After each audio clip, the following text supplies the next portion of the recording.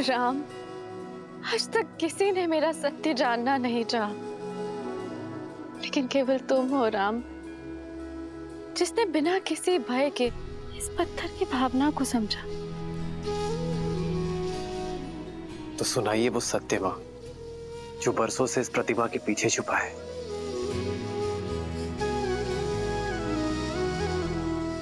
मैं अहल्या, स्वयं ब्रह्मदेव ने मेरा निर्माण किया। ब्रह्मदेव की 5 कन्याओं में से एक हूं। वैसे तो इस संसार ने सुंदरतम स्त्रियों में स्थान दिया, लेकिन महर्षि गौतम ने अपने जीवन में अपनी पत्नी बनाकर स्थान दिया। प्रसन्न थी मैं, सब कुछ था मेरे पास। महर्षि गौतम जैसे ज्ञानी पति का प्रेम और सतानंद जैसा प्यारा संस्कारी पुत्र। निश्चिंत थी मैं कि मेरे जीवन में कुछ अनुचित नहीं हो सकता, पर ये मेरा भ्रम था। नहीं जानती थी मैं कि मेरा रूप ही मेरा शत्रु बन बैठेगा। नहीं समझ पाए कि कब देवराज इंद्र की कुदृष्टि मुझ पर पड़ गई। नहीं जानती थी मैं कि देवराज इंद्र उस अवसर की प्रतीक्षा कर रहे हैं जो मेरे जीवन में आपदा बनकर आने वाला था, मेरा संसार बिखेर देने वाला था।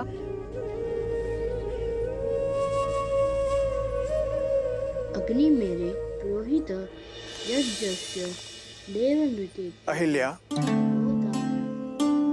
जी जी महाराज। मैं संध्या स्नान के लिए जा रहा हूँ। जी, आपके लौट के आने तक संध्या पूजन की सारी सामग्री सज रहेगी। और शिष्यों,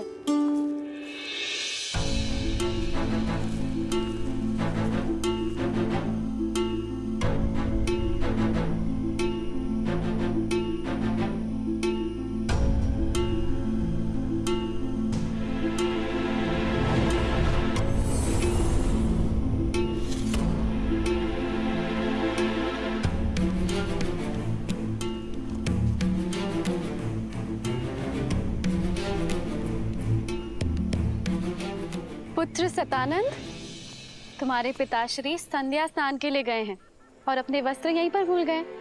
तो जाओ और तुम्हें ये दे के आओ। जी माँ।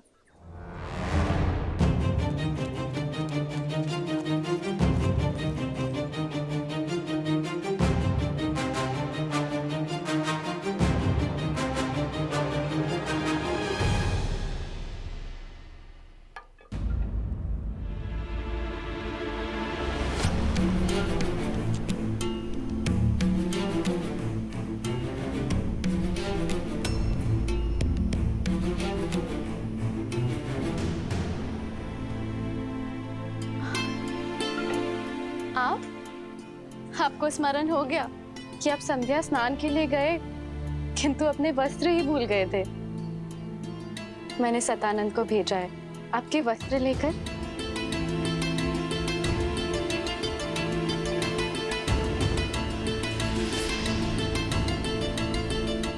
इसीलिए हम अपना वस्त्र छोड़कर गए थे कि तुम सतानंद को बाहर भेजो और हम दोनों को एकांत में कुछ समय मिल सके। अहिल्या,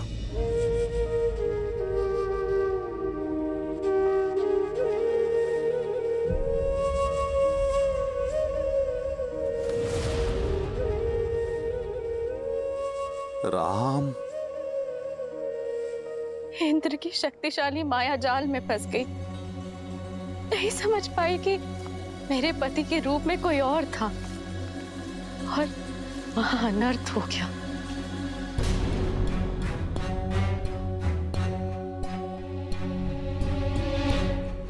कौन हो तुम? मेरा वेश धारण करके मेरे आश्रम में क्या कर रहे हो तुम?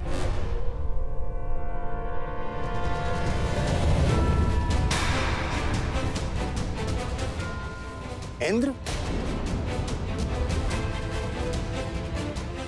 देवता होते हैं मनुष्य और ऋषियों की रक्षा के लिए, परंतु तुम एक ऋषि पत्नी के साथ,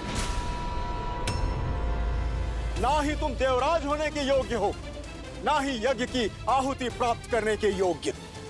नहीं नहीं नहीं ऋषिवर, ऋषिवर मुझे क्षमा कर दीजिए, मुझसे बहुत बड़ी भूल हुई है ऋषिवर। तुम्हारे पाप के कारण जीवन के प्रत्येक क्षण में तुम्हें शाप भोगने के योग्य हो तुम।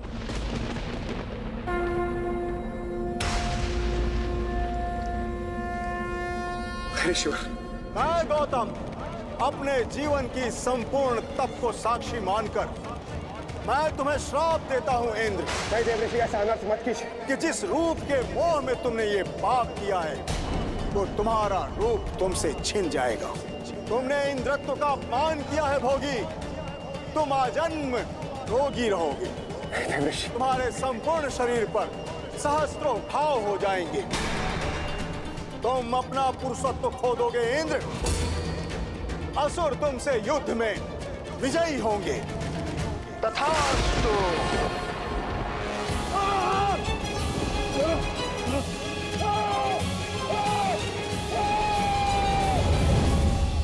ऋषि गौतम की आंखें पथराई हुई थी, वो मौन थे, मौन, जो मेरे जीवन में महाचक्रवात लाने वाला था। क्या अपराध था मेरा ये कि मैं एक सती होके अपना सत्य सिद्ध नहीं कर पाई,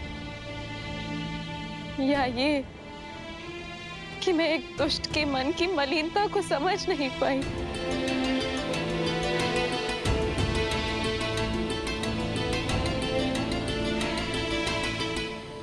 सच में तुम्हें ज्ञात नहीं था कि वो मैं नहीं हूं। आपको संदेह है मुझ पे? अगर अनुमान होता तो क्या मैं देवराज? जब वो मेरे समक्ष आए तो मुझे भ्रमित कर दिया।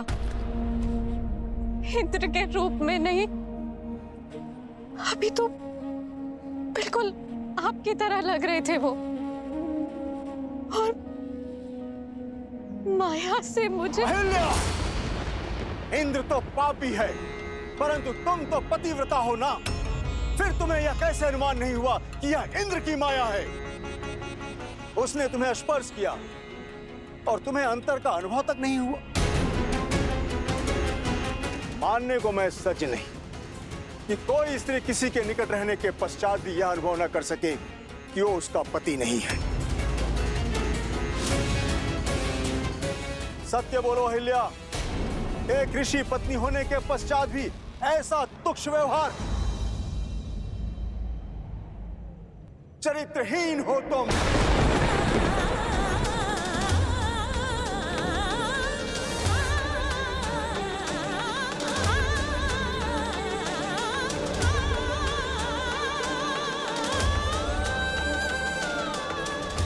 जो स्त्री शब्दों से, भाव से, स्पर्श से किसी की भावना को न समझ सके वो पत्थर के समान होती है।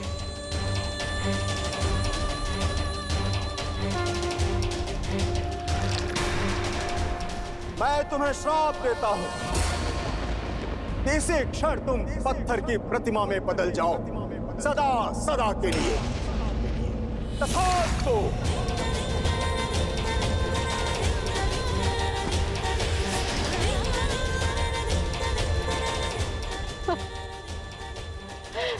अनर्थ मत कीजिए आर्य, मेरी बात तो सुन लीजिए, मेरे पक्ष का सत्य जान लीजिए। जो देखा उसके पश्चात भी अब क्या कुछ शेष है सुनने के लिए? नहीं अहिल्या, तुम क्षमा के योग्य नहीं हो। मेरा श्राप अवश्य पूर्ण होगा। तुम्हें यह पीड़ा अकेले ही भोगनी पड़ेगी, और जो कोई भी इस क्षेत्र में प्रवेश करेगा वो तुम्हारे पाप का भागीदार बनेगा। तुम्हें श्राप से वही मुक्त करेगा जो काम, क्रोध, मद, मोह, लोभ और मत्सर से मुक्त होगा।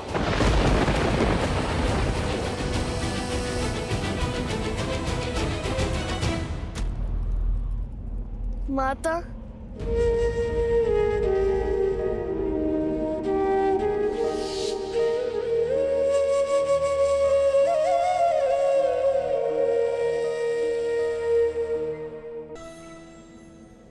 मुझ पर अपराध हुआ और दंड भी मुझे ही मिला। मेरा पक्ष सुने बिना मेरा न्याय किया गया।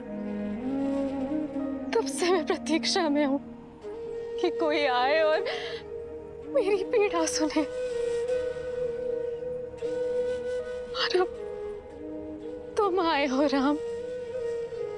इनकी बात पर विश्वास नहीं किया जा सकता। महर्षि गौतम जैसे महान ऋषि क्या ऐसे श्राप दे देंगे?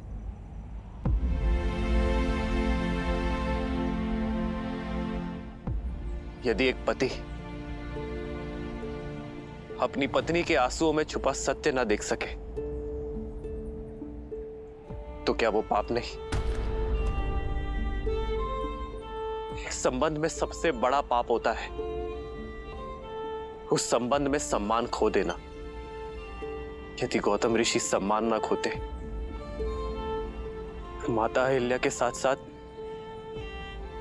पति पत्नी के संबंध को शाप ना देते, अपराधी को उसके अपराध का दंड अवश्य मिलना चाहिए, पीड़ित को नहीं। एक स्त्री की पवित्रता का मापदंड उसका शरीर नहीं होता, भाव होता है, उसका मन होता है।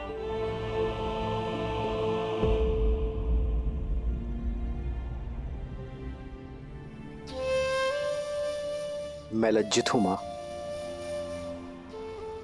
कि आपके पति ने आपकी पीड़ा नहीं समझी, किंतु ये पुत्र समझता है। आप निष्पाप है मां, आपको दिया गया शाप अनुचित था।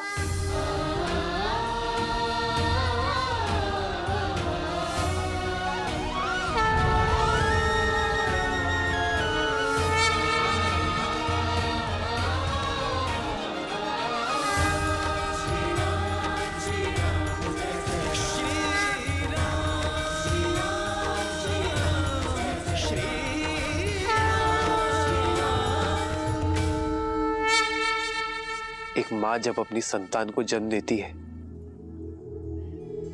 तो कुछ देर के लिए मूर्छित हो जाती है, पथरा जाती है। संतान का रुदन, उसके आंसू, उसके पांव का प्रहार उसे जगाता है मां, संसार में फिर से लाता है। ऐसा ही आपका पुत्र आपको जगाने आया है मां। जाग जाइए मां, लौट आइए।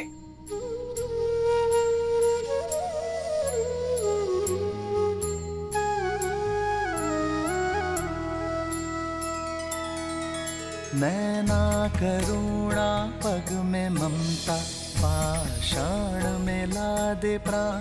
निष्पाप ना कभी दंड भोगे, राम का है ये विधान। श्री राम श्री राम श्री राम श्री राम श्री राम श्री राम श्री राम श्री राम।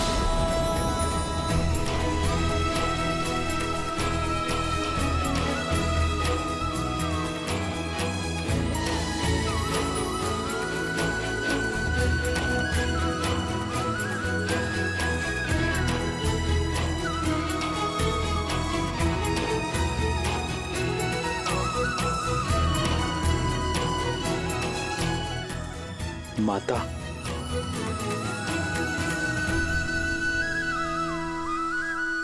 आदर्श और मर्यादा की है ये कथा महापावनम। काट मद श्री से मिला ले, श्रीमद् रामायणम श्रीमद् रामायणम श्रीमद् रामायणम। सिया राम सिया राम सिया राम सिया राम सिया राम सिया राम। माता, माता, पुत्र, माता, माता, मुझे क्षमा कर देना। मैं वो अभागा पुत्र हूँ जो मेरी माता की पीड़ा समझ नहीं पाया। मेरा समस्त जीवन आत्मग्लानि में व्यतीत हो गया। माता, मुझे क्षमा कर देना। माता, मुझे क्षमा कर देना। नहीं पुत्र, मैं तुमसे रुष्ट नहीं हूँ पुत्र सतानंद। व्यक्ति की समझ तो आयु से परिपक्व होती है।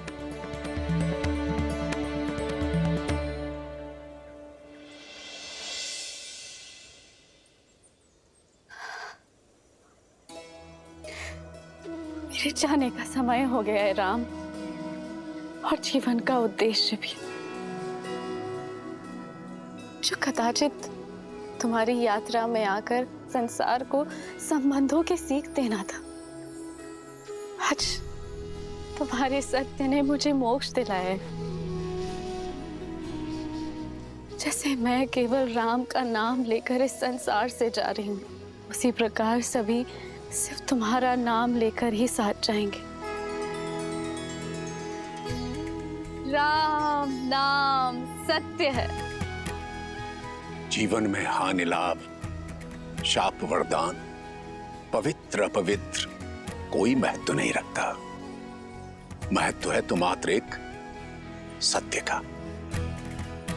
और यही सोच मनुष्य को जीवन और मरण के चक्र से मुक्ति दिलवाएगी, मोक्ष दिलवाएगी। राम नाम सत्य है। राम नाम सत्य है। राम नाम सत्य है। राम नाम सत्य है। राम नाम सत्य है।